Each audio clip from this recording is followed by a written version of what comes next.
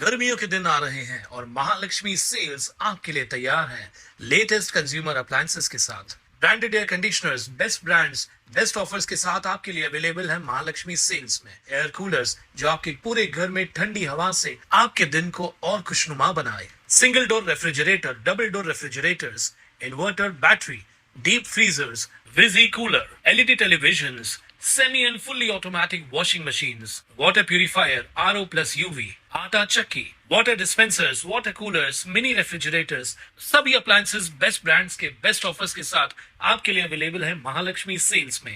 Vishnunagar police Thane हद्दीतील देवीचा पाडा येथील खून प्रकरणातील 2.5 वर्षांपासून फरार असलेला आरोपी दीपक करकडे याला पोलिसांनी अखेर अटक केली आहे। 27 नोव्हेंबर 2023 रोजी अनोळखी इसमाचा जखमी अवस्थेतील मृतदेह आढळल्यानंतर गुन्हा दाखल करण्यात आला होता। तपासात मृतकाची ओळख सोमनाथ शिंदे अशी पटली। या प्रकरणी विलन ठावरे आणि योगेश डोंगरे यांना यापूर्वीच अटक करण्यात आली होती।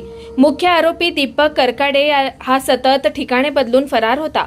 वरिष्ठ पोलीस निरीक्षक राम चोपडे, पोलीस निरीक्षक GS गमे, सहाय्यक पोलीस निरीक्षक सचिन लोखंडे, उपनिरीक्षक शकील जमादार, पोलीस हवालदार भोसले, पोलीस शिपाई रायसिंग तसेच उपनिरीक्षक सुनील पवार यांच्या पथकाने बातमीदार व तांत्रिक तपासाच्या मदतीने त्याचा माग काढला। 24 एप्रिल 2026 रोजी नांदेड जिल्ह्यातील वाटेगाव येथून वेषांतर करून सापळा रचत आरोपीला शिताफीने अटक करण्यात आली। विष्णुनगर पोलीस ठाण्यामध्ये नोव्हेंबर 2023 मध्ये गुन्हा रजिस्टर क्रमांक 405/23 खुनाचा गुन्हा दाखल करण्यात आला होता। देवीचा पाडा या परिसरातील खाडी किनारी एक बेवारस मृतदेह छिन्नविछिन्न अवस्थेत आढळलेला होता। दगडाने खेचून एका माणसाची हत्या करण्यात आली होती। त्यानंतर वरिष्ठांनी दिलेल्या आदेशानुसार पोलीस पथकं नेमून त्यावेळी 4 पोलीस पथकं नेमण्यात आली होती आणि सर्वप्रथम तो मृतक कोण आहे याची शहानिशा करण्यात आली होती। त्यावेळी सोमनाथ बाबू शिंदे हा मयत इसम असल्याची माहिती मिळाली होती। त्यानंतर पोलीस पथकाने कसोशीने प्रयत्न करून तांत्रिक विश्लेषणाच्या आधारे आणि CCTV फुटेजच्या आधारे एक रिक्षा आणि 2 आरोपींना ताब्यात घेण्यात आलं होतं। त्या आरोपींची नावं विलन विष्णू टावरे आणि योगेश तिमापा डोंगरे अशी होती।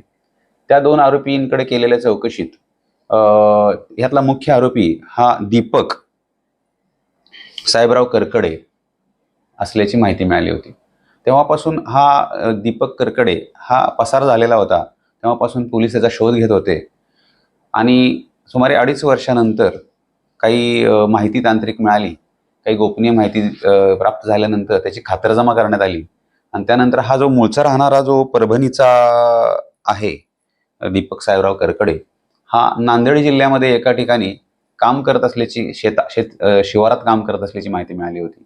त्यानंतर आम्ही आमचे जे पोलीस पथक आहे API लोखंडे, ASI जमादार आणि हवालदार भोसले यांना तिकडे पाठवण्यात आलं होतं आणि त्यांनी ग्रामीण परिसरामध्ये कोणत्याही साध्या वेशात जाऊन शेतकऱ्याच्या संदर्भातल्या असे ग्रामीण भागातल्या वेशात जाऊन तिकडे त्या ठिकाणी काम करत असले कडियाचं काम करत असलेल्या त्या आरोपीला ताब्यात घेण्यात आलेला आहे आणि त्यामुळे ही महत्त्वाची कामगिरी विष्णुनगर पोलिसांनी केलेली आहे।